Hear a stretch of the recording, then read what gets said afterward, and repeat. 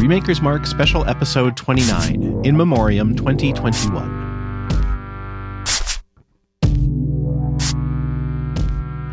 Hello, everyone, and welcome back to Remaker's Mark. Here we are in our 29th special episode, where we will be doing our annual In Memoriam episode for the year of 2021. It was a hard year for a lot of people. We lost a lot of folks, but we're here to celebrate those who we happened to lose this last year. As is usual, Andy will be hosting the In Memoriam episode. So, Andy, I'm going to hand it off to you here. Welcome to our annual In Memoriam episode. I am Andy, your harbinger of death. I can't keep that up the whole time. I do not have a drink handy, so that voice will last approximately 7 more seconds. Your levels are way too low anyways. It's okay. Well, we could just insert some Vincent Price in post. I was going to ask if anyone had a good quick plug-in for a Vincent Price voice modulator. I can lend you my Kylo Ren. Would that work? Oh, yeah, the Kylo Trump podcast. That was a great one. Short-lived podcast. So, yes, as we do this every year, we celebrate those that we lost. And we're going to each do 2 picks, one that we're going to Googlize at length, and then a slightly shorter round.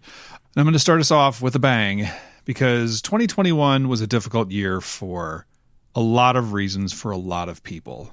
And what really sucked is that 2021 wouldn't go out without a bitch grenade or a nut flick, because on December 31st, it took Betty White from us. Oh, Betty. If you're listening to this podcast and you don't know who Betty White was, I suggest you either A, contact your primary care physician, or B, blink twice if you're in danger. Either way, I'm here to tell you about this actress, this American treasure that we lost in 2021. Ms. White, officially Betty Marion White Ludden, was born in Illinois in 1922, dying less than 3 weeks before her 100th birthday. Her acting career began in 1939 on the radio, and she had her first film appearance in 1945. Her first television appearance was in 1949 and did not stop until 2019. That is a 70-year span for those keeping track at home. 70 years. 70 years. Most people of my generation know Betty White from her role as Rose Nyland from The Golden Girls, a series, I might add, that really holds up on repeated viewings. But Betty White was far more than the actress who played the sweet, dim-witted Rose. She was sharp, courageous, and willing to try just about anything. She was on 3 programs called The Betty White Show. 3 separate programs, all called The Betty White Show. 2 daytime talk programs and 1 short-lived sitcom. In the first iteration of her talk show, which ran from 1953 to 1954, she refused to fire frequent guest Arthur Duncan, a black tap dancer, after threats to boycott the show came from the Jim Crow South, because Betty White takes no sass. I have never heard an ill word spoken of Betty White, and may we all enjoy a crusty muffin in her honor. Here's to you, Ms. White. Hear, hear. You're here. Hear, hear. I wonder what St. Olaf's SEO did this last week, because she was from the town of St. Olaf, and which is where 3/5 of us went to college. And so I'd be very curious to see what happened to St. Olaf's internet search traffic. Yeah. Yeah. So the story that I heard about this, which I'm guessing is not true, but it's a good story, and I'm going to tell it, that the town where the 3/5 of us went to St. Olaf College is a little town called Northfield, Minnesota. It's a town of about somewhere between 20 and 30,000 people. It also holds 2 small liberal arts colleges, St. Olaf College and our crosstown rival, Carleton College. And there was a rumor that I heard, again, probably untrue, that one of the writers of the show was a Carleton grad, and so wanted to make the dumb character from St. Olaf, Minnesota. I don't think it's true. It's a good story, but there we are. So yeah, I heard the same thing. I think it says a lot about Betty White when that people are saying to a person who passed away at 99 that she passed away too soon. Oh, yeah. I think she was one of the things that she was one of the things that got us through the dark times.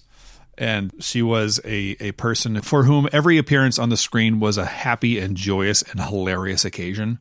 So when you saw Betty White on the screen, you knew you were going to be in for good times. And I think a lot of us needed that and probably still need that. But we cannot fault the lady for feeling like 99 years is the end of a good long run. put this on our Slack channel, but People Magazine put out, didn't like draft it or we're going to plan it. They actually put out an episode that said Betty White turns 100. I was like at Target and I saw it. I was like, wow, I didn't know she was 100. I didn't hear that. And then, she died at 99. I was like, damn you, People Magazine. Yeah. So Betty White, we miss you already. I'm now going to pass along the torch to Lee. Lee, who are you going to Googleize? I'm going to talk about Norm MacDonald, who is one of the most unique comedians, I think, ever. He had such a distinct style of comedy. It was very dry and very deadpan, but at times he could be very loud and just unexpectedly energetic. And that was just kind of his unique style. The first thing that I ever remember seeing him in was one of those HBO 1 hour, they called it One Night Stand, just a comedy stand-up special, I think in like 1990 or something like that. And I remember recording it and watching it over and over just because I thought he was so funny. And then a few years later, I was watching Saturday Night Live one night and they said, featuring Norm MacDonald. I'm like, oh, he made it on Saturday Night Live. So I was really happy about that. And that made me want to watch Saturday Night Live more. When he finally took over Weekend Update, I think he really changed that. He was so different from Kevin Nealon, the way Kevin Nealon did it. His jokes were a lot more biting and sarcastic. He really took aim at David Hasselhoff and Frank Stallone and Michael Jackson and O.J. Simpson, I think. And he cites all of his O.J. Simpson jokes as being the reason why he was let go. But I always enjoyed his work. He had a very short-lived sitcom that was actually pretty funny, but I think it was up against a lot of other shows and just didn't survive. It only ran for one season. He had a film called Dirty Work. I don't know if anyone saw that. That was pretty funny too. It didn't break any ground, but it was entertaining. And then in his later years, Norm MacDonald has a show on Netflix. It was just a talk show that only had a few guests, and I've watched that over and over again, and that's very funny. And he also has an appearance on Jerry Seinfeld's Comedians in Cars Getting Coffee. That's one of my favorite episodes as well. That's a great one. Yeah. He also has been hosting a show on, I think it's just on YouTube or something, but it's a web-based show that's essentially a talk show with really no rules at all. And it's classic Norm MacDonald in that it's uncomfortable and a lot of just very random, slowly developing bits and things, but it's very much a talk show and he interviews different guests and things, but it's kind of classic Norm in that all of a sudden you realize that he's in the middle of telling a joke and you didn't even realize that he was telling it until you get to the punchline. Yeah. And there's some really, really good episodes of that show that are just really kind of quintessential him. His comedy is almost like, I would call it like a surreptitious comedy. Sometimes you don't know he's joking until, just like what you said, like when he gets to the punchline. I really enjoyed his last Letterman appearance when he did the whole bit about Germany. I don't know if you guys ever saw that. I don't remember that. He talks about Germany going to war with the world. Yeah, I always really enjoy his work. I think every time I see him on something, I'm always laughing. I'm always entertained by it. So, he'll be sorely missed. And it's too bad that I think cancer got him. He had been struggling with it privately for about 10 years. I recently rewatched the roast of Bob Saget, where he did. I didn't even know how to describe it. You kind of just have to watch it. We'll link to it in the show notes. But it's either the dumbest comedy routine ever or the most brilliant. Yeah, and it's somehow both. It's really, really interesting. Really something else. Unfortunately, we just lost Bob Saget as well. That just happened in the last, I think, week or so. But yeah, that would definitely be worth checking out. And then they did a nice appreciation to him on Weekend Update where they showed some clips of that. And my God, he was funny. Yeah. So good. Yeah. He had his own style. And I don't know if you've ever seen that. It's on YouTube, but there was an appearance he had on Late Night with Conan O'Brien when Courtney Thorne-Smith was the guest. Have you ever seen that one? It rings a bell, but I don't remember anything about it. Look that one up because that's one of his funniest appearances ever. Norm Macdonald, R.I.P. Yep. But let's move on to Kyle. Thank you. Yeah, I'm going to talk about Michael K. Williams. Michael K. Williams was born in East Flatbush, Brooklyn on November 22nd, 1966. He struggled with drugs and crime as a kid. However, he eventually enrolled in a National Black Theater where he did acting and dance. He worked some odd jobs, but, and I love this story because it's pretty much straight out of a movie, inspired by Janet Jackson's Rhythm Nation 1814 album and music video, he quit his job and against the wishes of his family pursued a dance career. I mean, amazing, right? That's incredible. He starred in music videos by George Michael and Madonna. And then he starred in and choreographed the video for Crystal Waters' song 100% Pure Love. Have you guys listened to that recently? I know that's a strange question, but when I was doing research for this, I listened to it, and my God, that's a jam. It's so good. From the back to the middle and around again, I'm going to be there, yes I am. So good. Anyways, I digress. If you know Michael K. Williams' face, which I hope you do, it is a very, very distinctive face. And part of that face that makes it so distinctive is he's got a large scar sort of starting from the top middle of his forehead that goes down kind of across his, along his nose and into his cheek. He received that scar when he was at his 25th birthday when a bar fight broke out. He got slashed across the face with a razor blade. So, youch, that's something else. So he kind of went from, a dancing type character or sort of a traditional black actor. And then he said that after that, he basically only started getting what he called thug roles, which he was not, every once in a while, that's fine. But he didn't want to just portray that, especially as a black man in the world. He wanted to, branch out from that.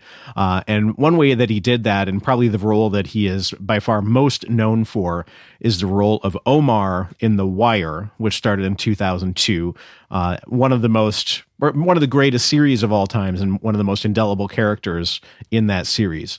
Omar was a character that lived by a self-defined moral code. He brought both humor and gravitas to the role in equal amounts. He was also an openly gay black character, which was really rarely seen on the screen at that time.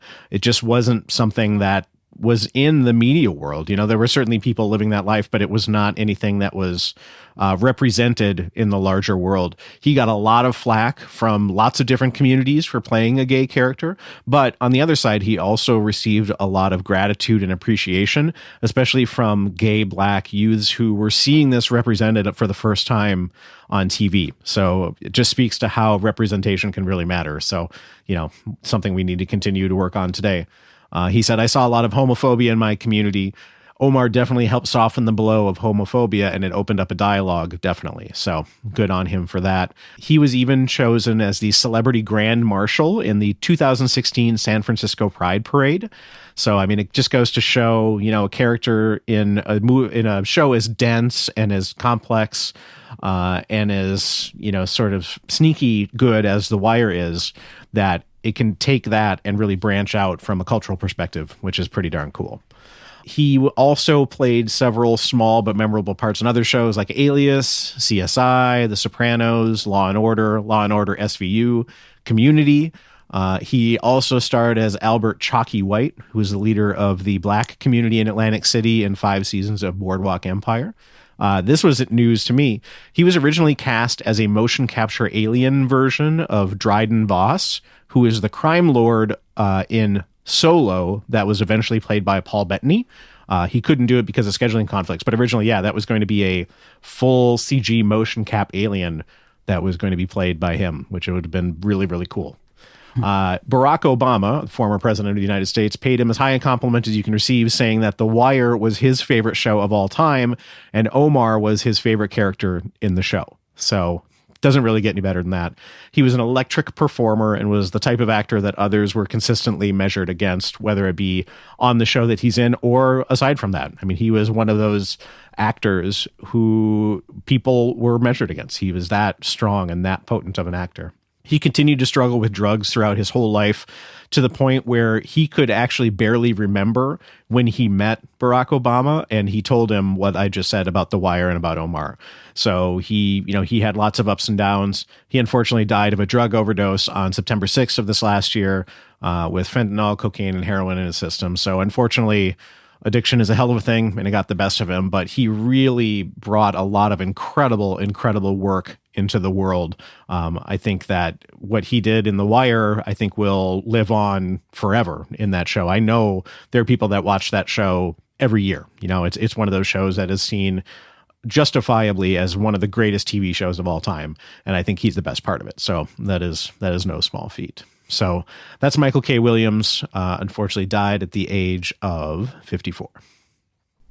All right, let's hand it off to Mark. Mark, who are you speaking of today? Yes. Well, gentlemen, I would like to present to you the great Christopher Plummer.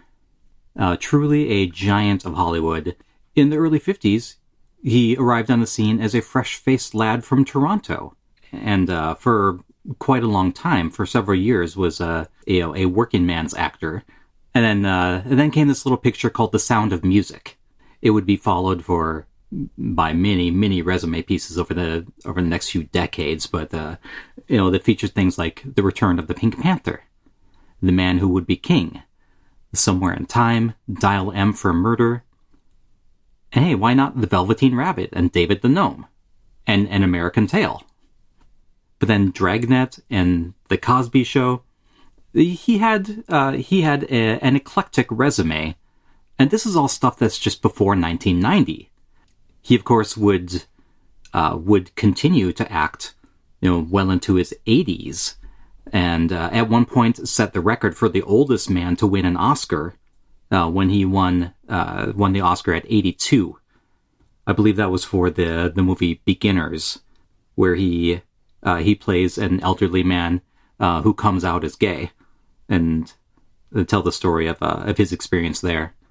And in his acceptance speech for that Oscar, he said something like, "You're only 2 years older than I am. Darling, where have you been all my life?"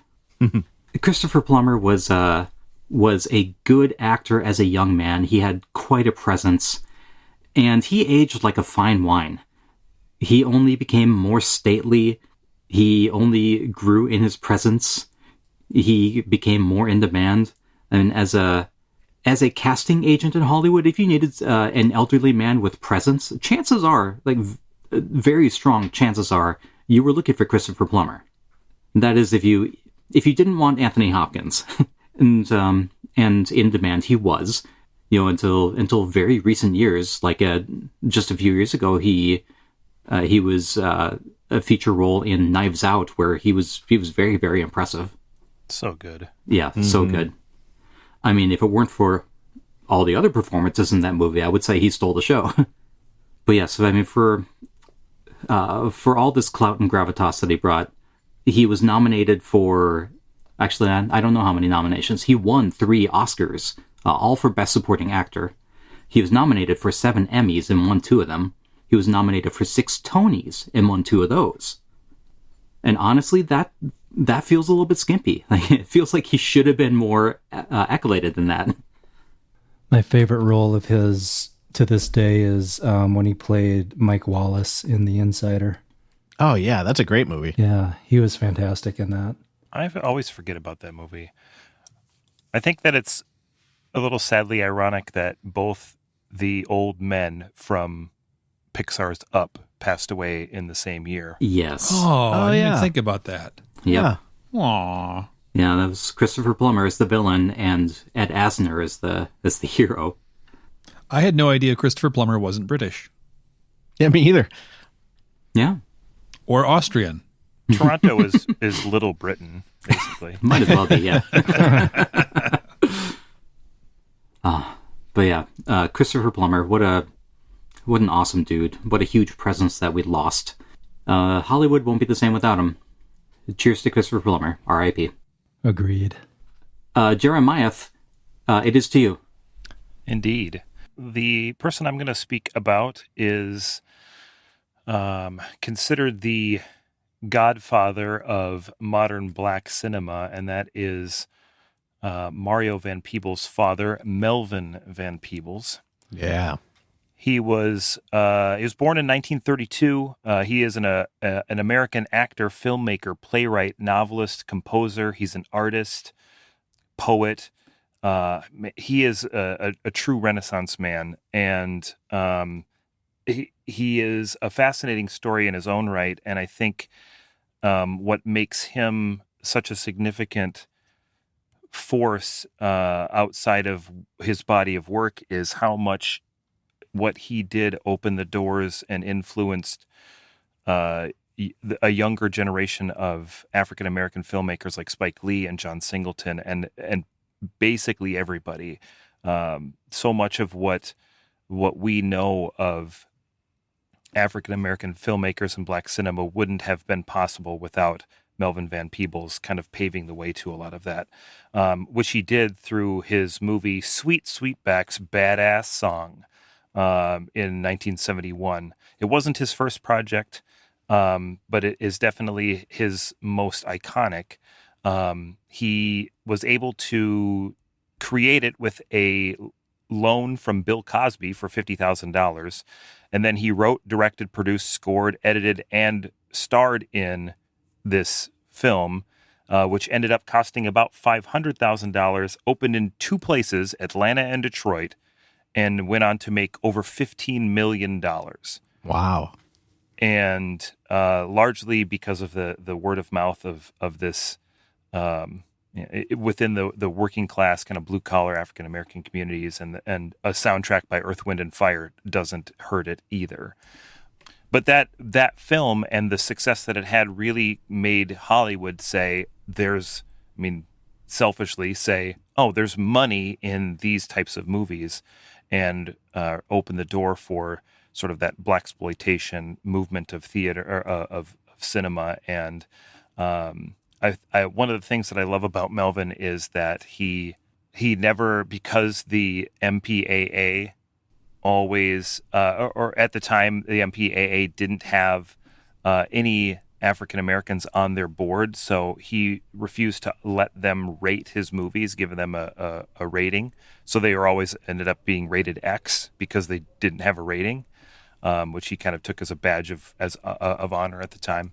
But he is a fascinating guy. He ended up, his final days were in Paris, where he was painting and writing.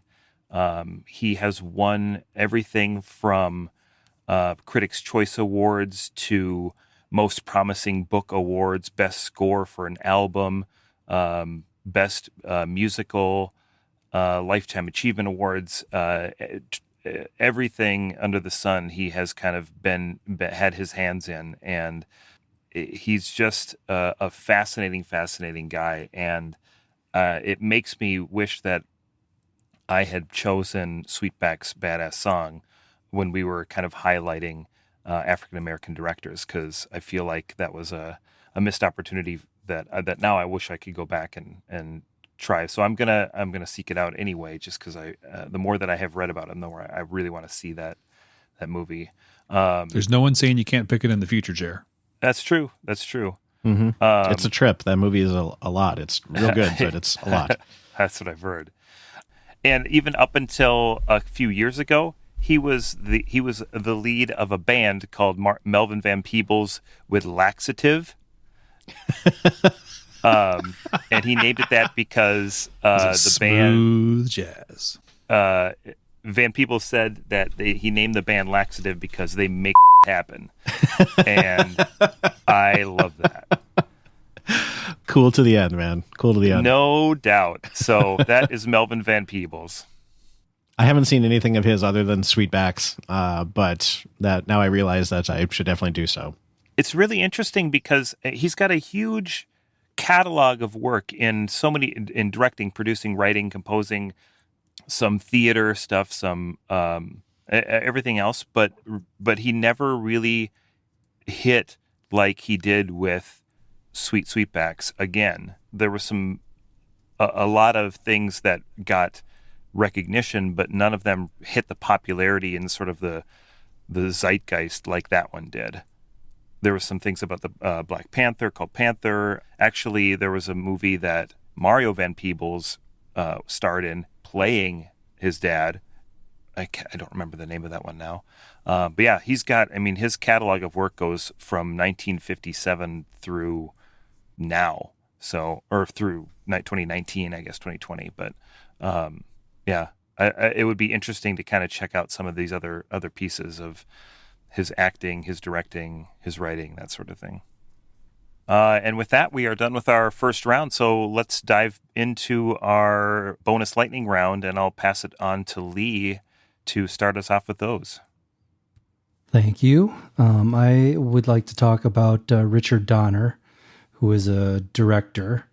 I first knew of his work because of the Superman movie, the first Superman movie that came out in 1978, and that sparked my interest in superhero movies. So I will always remember him for that. He started out directing TV, I believe, and he had a breakthrough movie with The Omen in 1976. I don't know if anybody saw that, but it is very creepy. I didn't know he did that. That's interesting. Yeah, I love The Omen. Yeah, it's one of the creepier horror movies I think ever made. But the movie that really put him on the map was Superman the movie in 1978. That kind of discovered Christopher Reeve and Margot Kidder and kind of brought Marlon Brando back into, popularity, even though he was notoriously difficult to work with. There was a bit of controversy in his tenure as the Superman director because they were filming Superman 2 at the same time. And when they stopped to do press for the first movie, he was fired in between, and they brought in Richard Lester, who ended up reshooting most of the movie and, in my opinion, made it a little worse. Oh, that's right. They had the Donner cut recently. They came out with like a alternate version of it. Yeah, that was kind of closer to like his realized vision, even though they had to use like rehearsal footage for a lot of it. It's too bad because I really would have liked to have seen what he was going to do with Superman 2 and possibly even Superman 3 if that had been as big as the first movie. We also know him from directing The Goonies, the Lethal Weapon movies, Scrooged, and I think that little-known Tom Hanks movie, Radio Flyer. Did you guys ever see that? No, I've never even heard of it. It's a story that's told through narration by Tom Hanks. Oh, did I say Tom Cruise? I meant Tom Hanks. Yeah, you said Tom Hanks. You're right. Okay, Tom Hanks, starring Elijah Wood and I'm forgetting the kid's name. I did see that from Jurassic Park. Joe Mazzello, I think his name is. Oh yeah, the kid. Yeah. I think that's right. Yeah, it didn't get great reviews, but I thought it was actually a pretty funny movie. It was a good movie. It was entertaining. But yeah, he produced a lot of movies as well. The X-Men, some of the X-Men movies. I believe he was in the process of directing a sequel to The Goonies. Yeah, that's been bounced around for ever and ever and ever. Yeah. But unfortunately, he passed away. Looks like July 5th of last year. It says cardiopulmonary failure, but I'm just guessing that's natural causes. So yeah. It's crazy. Through The Goonies, Lady Hawk, which I love, Scrooged, Maverick with Gibson movie, like he was a big part of my sort of growing up years of movies, and I didn't even realize it. Yeah, because I've always just associated with him with Superman. Yep. Yeah, that roster of films is something else. Agreed. Yeah. I had no idea it was that big. His directing style reminds me of Robert Zemeckis in a lot of way in that he never directs the same movie twice, really. It's like each one is very different, I think. Yep, Richard Donner, you will be missed. Let's move on to Kyle once again. Thank you. For my shorter pick, I'm going to talk about George Segal, I think. Born February 13th, 1934, once again in New York City. My picks are brought to you by New York City this year. He's a junior. Senior was a malt and hop agent, so he was in beer making. Also, his brother John was in the beer business. He was an innovator in cultivating new hop varieties. So I guess next time you drink an IPA, thank George Segal's family, I guess. That's pretty interesting. He attended Haverford College as well as Columbia College. He graduated from Columbia with a degree in performing arts and drama. He also played the banjo. He led a jazz band called the Red Onion Jazz Band. It played his first wedding. He also served in the Korean War, where he played in a band called Corporal Bruno's Sad Sack 6, which is just the best darn band name I've heard in a long while. I love that. And laxative. Seriously, the rock and roll heaven's got a hell of a band. Hollywood heaven's got a hell of a band this time. He studied under the infamous Lee Strasberg at the Actors Studio. Mostly started working in theater at first, but then got his first movie gig in 1961. He was in dozens upon dozens of movies in the 60s and 70s, sometimes as the lead, most often as kind of a player amongst everybody else, which is how I'm going to talk about sort of two different films that I think speak to his style and his range. The first of which is a movie that we have covered here on Remaker's Mark, which is Who's Afraid of Virginia Woolf from 1966. He played the young faculty member who, along with his wife, have a night schmoozing, drinking, and shouting with /at Elizabeth Taylor and Richard Burton. He, I guess, kind of played third-ish fiddle in the film, but he was not lost at all. I think he held his own in a role that's pretty darn challenging and alongside powerful, domineering folks like Taylor and Burton. So he did very well in that, and that's just extraordinary movie. I highly recommend that. He was nominated for an Academy Award in that. That's right. Yep. All four of them were nominated for Academy Awards, and the two women won, but the men did not, which I'm okay with. And then the other thing that I want to focus on is something that came to my attention of late, which is a show called The Goldbergs, which is on ABC. I've been watching it on Hulu. He plays the grandpa of the titular Goldberg family.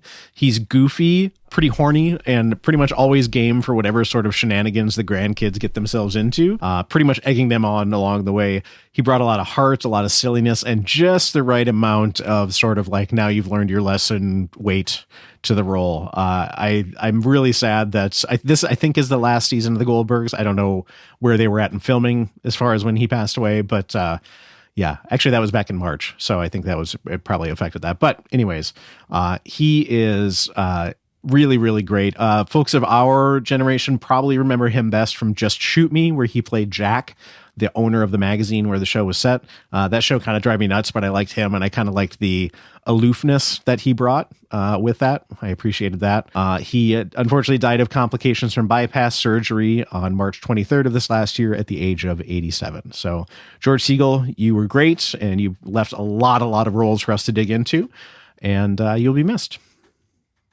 All right, Mark, once again, on to you. Thank you, Kyle.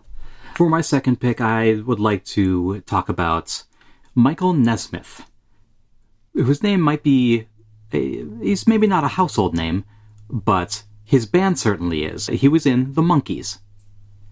Exactly what he did in the Monkees is, well, let's say the roles in that band are ill-defined, maybe nebulous, because they all did a little bit of everything.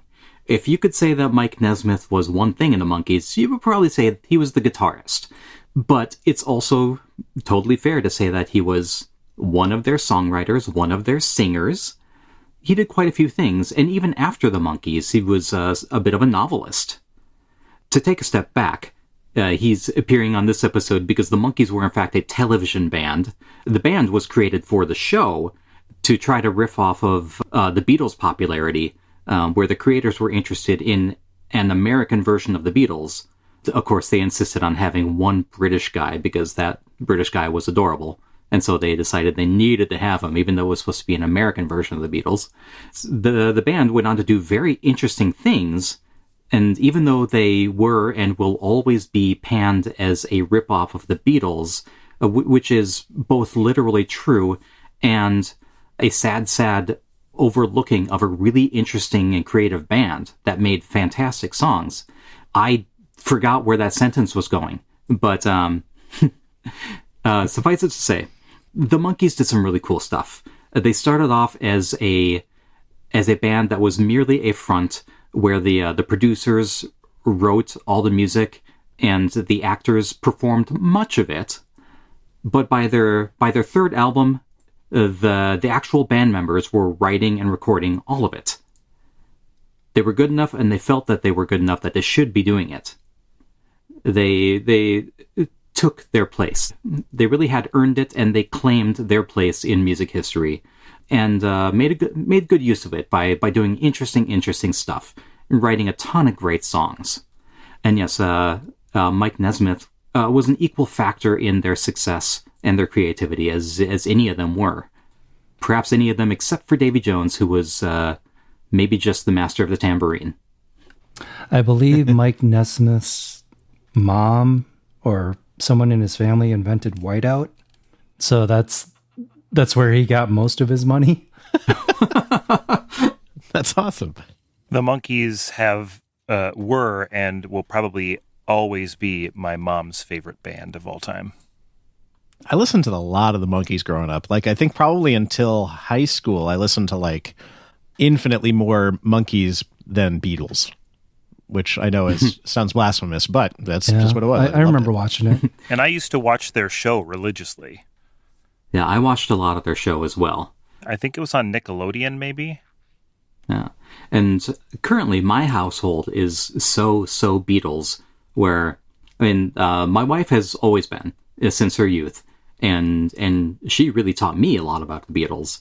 But now my two daughters have learned about the Beatles in their preschool, which is awesome. That's the greatest preschool. And they're still super into the Beatles. My older daughter is learning Beatles songs on guitar. They have Beatles posters and Beatles plushies in their rooms. And I am determined for them both to learn about the Monkees.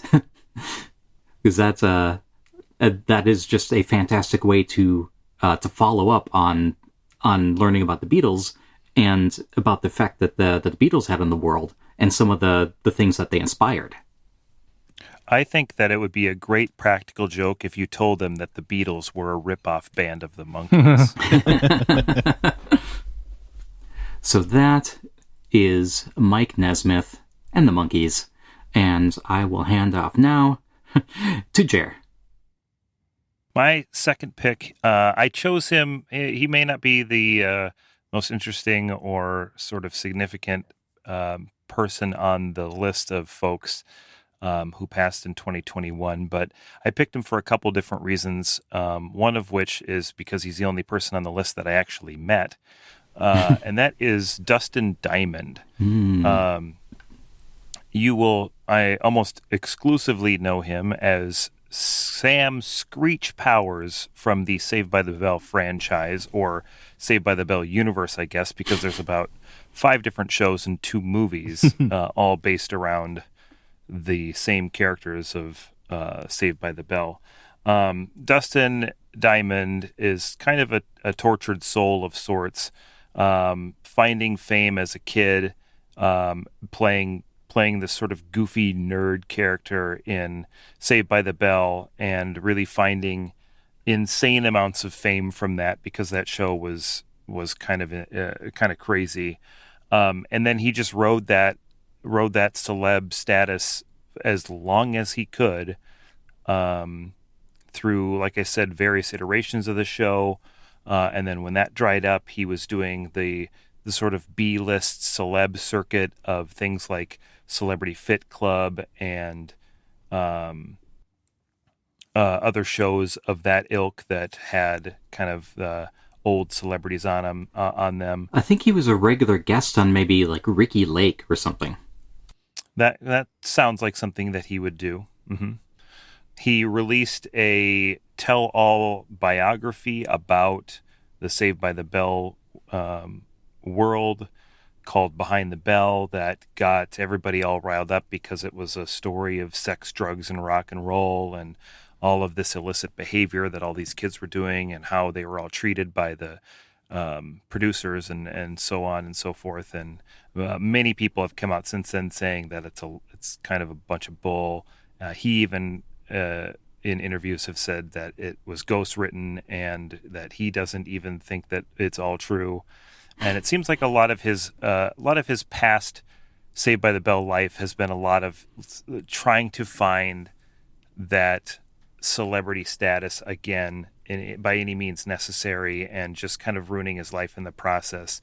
I feel really bad for him in a lot of ways, because I think that he got sort of that taste of that life early on and just chased it for the rest of his life. In his life, he had to file for bankruptcy. He went on Howard Stern and asked people to donate money to save his house. He's been in jail a couple times, once because he got into a bar fight in Wisconsin and possibly stabbed a guy with a switchblade.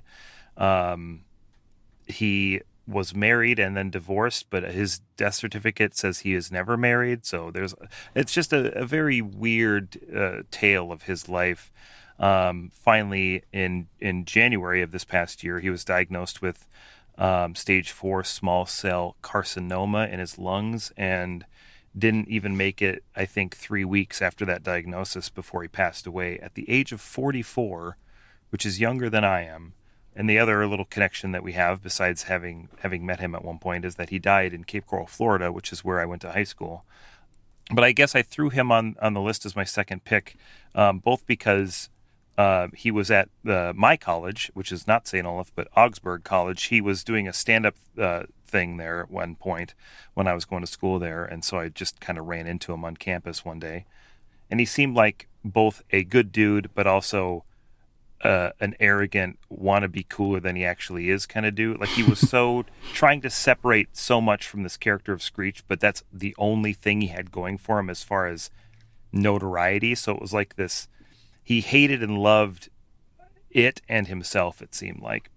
But beyond that, I guess the other reason why I threw him on here is because he is 2 years younger than I am and developed very, very crazy cancer that took him out really fast. And that's I guess where we're at in life right now with where our kind of groups of friends are, is that kind of crap is starting to become a thing that we think about. And I hate thinking about, mortality and death and things like that, and hearing about people that I know or celebrities that have that are facing these kinds of things just sort of brings it all into perspective and kind of freaks you out a little bit. So not to end on a down note, so I'm going to hand it off to Andy in a second here to bring us to some joy. But yeah, it's Dustin Diamond. He's a complicated person who lived a complicated life, and I feel bad for him. I'm sad that he's gone, and I hope that wherever he is now, he's finding a little bit better peace with himself. I have a funny reference that involved him. I don't know if you guys ever saw the movie Made. That was written and directed by Jon Favreau back in early 2000s or something like that.